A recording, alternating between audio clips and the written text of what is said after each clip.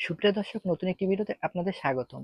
জুলাই সনদ এবং রাজাকার নাহিদ নাহিদদের রক্ষা করতে পারবে না, কারণ রাজাকার নাহিদরাই জুলাই রক্ষা করতে পারেননি। জুলাই তারিখের মেয়াদ শেষ।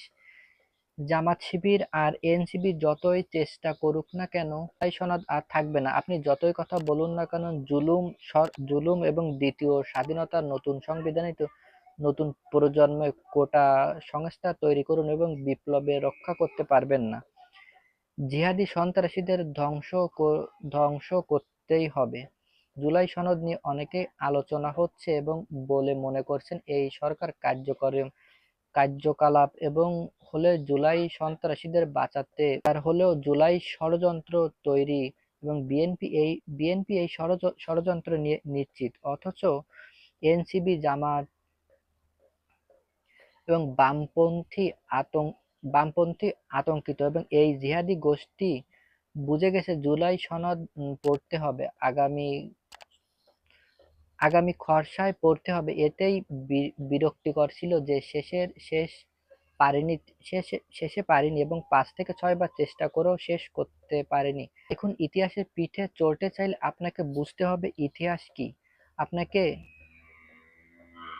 আপনার জায়গাটা কোথায়। এটা এটা মামার বাড়ি নিয়ন্ত্রণ নয় যে আপনি যাবেন বলবেন, মামা ইতিহাস আমার জন্য একটি খাট বিছিয়ে দাও, তারপর শুয়ে পড়ে চিৎকার করে বলবেন, দেখো ইতিহাস আমার জায়গা হয়ে গেছে। এমনটা কোনোভাবেই সম্ভব নয় এবং এটি কোনোভাবে হওয়ার নয়। মনে রাখ মনে রাখতে হবে বাংলাদেশের ইতিহাসে মুক্তিযুদ্ধ চেতনা সব থেকে বড় ঘটনা বা মহাকাব্য কখনো ছিল না আর হবেও না। বাংলাদেশ রাষ্ট্র জন্ম নিয়েছেন একতা। এরপর এই জায়গা থেকে ৫তম এবং নবম শাহবাগ, কিন্তু এর কোথাও কোনোটি একত্রই তুলনা করা যাবে না। যেমন গাছে একটি পাতা কিংবা পাতার উপর বসা একটি পোকা নয়, ঠিক তেমনই নয় একাধিক ভাবে গর্ত থেকে জন্ম নেওয়া বাংলাদেশের শরীরে সামান্য আঁচড় লাগবে, এটি একতা একতার সমান হতে পারে না। আপনারা সেটি করছেন। আপনারা বারবার একতার ২০২৪ সালে মুছে ফেলার সাহস দেখিয়েছেন এবং ২০২৪ সালে আপনার রাজনীতিক পরিবর্তন এনেছেন, কিন্তু সেটি করে কি হলো? কি প্রমাণ করলেন আপনারা? আপনারা নিজ আপনারা নিজেরাই পরিচয় দিয়েছেন রাজাকার, উত্তরসূরি হিসেবে বঙ্গবন্ধু হত্যাকারীদের অনুসন্ধান এবং পাকিস্তানি হিসেবে এই পরিচয় আপনারা দিয়েছেন আন্দোলনকারী এবং সমন্বয়ক। কিন্তু এখন অনেকেই বুঝতে পারেননি এটি আমাদের দুঃখ এবং লজ্জার। যদিও আমাদের দুঃখ বা লজ্জার আপনাদের কিছু যায় আসে না, কারণ আপনারা নিয়মিত হয়ে গেছে জুলাই সনদ আপনাদের রক্ষা করতে পারবে না। সনদের ষড়যন্ত্রকে বলছেন দ্বিতীয় স্বাধীনতা, কিন্তু এটি কোনোভাবেই হওয়া উচিত নয়। তৃতীয় স্বাধীনতা ১৯৭৫ সালে বঙ্গবন্ধু ও ৪ নেতা হত্যার পর আপনাদের পূর্বপুরুষরাই যেটা দ্বিতীয় স্বাধীনতা বলেছেন, এরপর জিয়াউর রহমান এবং সংবিধান পরিবর্তন করেছেন এবং রাষ্ট্রীয় মৌলিক নীতিগুলো বদলে দেন, সেটিও বলা হচ্ছে দ্বিতীয় স্বাধীনতা। তাহলে ২০২৪ সালে ঘটনাটি তো আপনাদের তৃতীয় স্বাধীনতা বলা উচিত। কিন্তু আপনারা কিন্তু আপনারা বলছেন তৃতীয় কেন বলছেন, কারণ আপনারা আসলে ১৯৭১ সাল নিয়ে আমাদের প্রথম এবং একমাত্র স্বাধীনতার নিয়ে আপনাদের সেই স্বাধীনতা কেড়ে নিতে চান। এক সময় সেটিও করতে চেয়েছিলেন আপনাদের দাদা নানার পর আর বাবা মা, এখন আপনারাই করছেন। এই ৩টি প্রজন্মের চেষ্টা একটি মিল আছে, সেটি সেটি হলো বিশ্বাসঘাতকতা। যারা বাংলাদেশের একমাত্র স্বাধীনতাকে অস্বীকার করেন এবং দ্বিতীয় স্বাধীনতার কথা বলেন, তারাই ইতিহাসে পড়ে থাকেন। বিশ্বাস না হলে তাহলে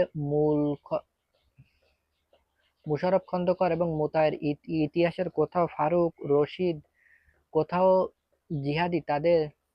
জিহাদি তাদের নাম উঠে আসতো। তাহলে বিপ্লব হিসেবে উপস্থিত করতে পেরেছিলেন এবং জিয়া সেনাবাহিনীকে তাদের কন্ট্রোল করতে পারতেন। উল্লেখ করছেন এই বিপ্লবজনক সেনা এবং অফিসারের দ্বারাই গঠিত ফ্রিডম পার্টি আজকের কোথায় আছে সেটি খবর নিয়ে দেখে নিন। আপনারা 1971 সালের বিপক্ষে ষড়যন্ত্র করছেন এবং ইতিহাস তাদের কোথাও ছুঁড়ে ফেলে দিয়েছে দেখুন। সুবিধাজনক অবস্থায় গিয়েছেন এমন একটি সুযোগ ইতিহাস বদলানোর জন্য বোকাও হাতছাড়া করতে পারবে না, কিন্তু আপনারা করলেন, কারণ আপনারা ষড়যন্ত্রে আপনাদের হিংসা থাকা লুকিয়ে থাকতে পারে এবং মুখোশ পরেছিলেন, কিন্তু উত্তেজনা তা খুলে ফেলছে। এত দ্রুত মুখোশ খুলে দেবে সেটি একমাত্রই বোকামি ছিল, এর বেশি আর কোনো কিছুই নয়। দেশের সবথেকে বড় মানুষ আপনাকে চিনে ফেলেছেন। একটু ধৈর্য ধরে দেখুন। আওয়ামী লীগ বহু দশক ধরে বা রাজধানী থেকে সরিয়ে নেওয়ার মতো দেশের রাজনৈতিক মানচিত্রে বদলে গেছে, কিন্তু আপনারা কি করলেন?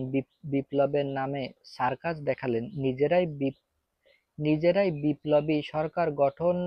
না বিপ্লবী সরকার গঠন না করে কিছু লোকেদের ক্ষমতায় বসানোর সংবিধান বাতিল না করেও একের পর এক ঘটনা এবং সংবিধান ভেঙে দিলেন।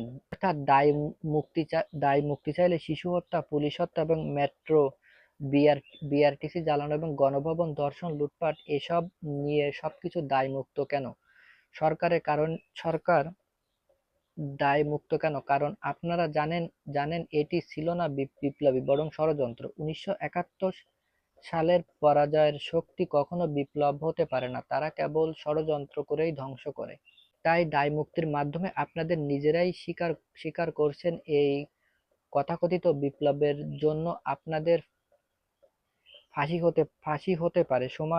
সময় বলবে আদৌ ফাঁসি হবে কিনা, কিন্তু জুলাই সনদ পরিণত এখন স্পষ্ট এবং সেটি আপনারা নিশ্চিত করেছেন। শেখ হাসিনা পতনের পর থেকে আপনারা প্রথমবারের মতোই বামপন্থী বেছে নিয়েছিলেন। এরপর কি হবে সেটি সময় বলে দেবে। দর্শক এই ছিল আজকের ভিডিওটি ভালো লাগলে অবশ্যই ভিডিওটি লাইক করবেন, চ্যানেল নতুন হলে অবশ্যই চ্যানেলটি সাবস্ক্রাইব করে পাশে থাকবেন। দেখা হচ্ছে পরবর্তী একটি ভিডিওতে। ততক্ষণ ভালো থাকুন, সুস্থ থাকুন।